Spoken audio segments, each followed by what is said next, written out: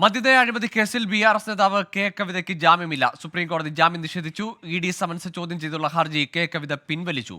അച്യുതൻ തുടരുന്നുണ്ട്. അച്യുതൻ, ഇന്ന് കോടതിയിൽ വാദങ്ങൾ എങ്ങനെയായിരുന്നു?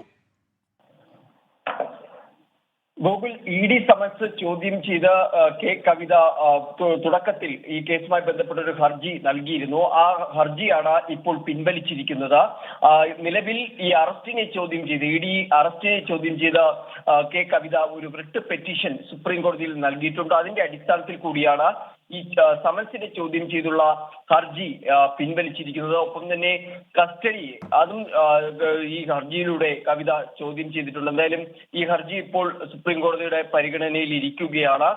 നിലവിൽ 7 ദിവസത്തെ ED കസ്റ്റഡിയിലാണ് കവിതയെ വിട്ടിരിക്കുന്നത്.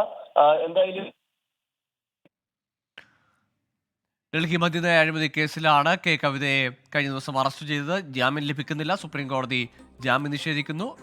ED സമൻസ് ചോദ്യം ചെയ്തുള്ള ഹർജി കെ കവിത പിൻവലിച്ചിരിക്കുന്നു. അച്യുതനാണ് വിവരങ്ങൾ നൽകിയത്.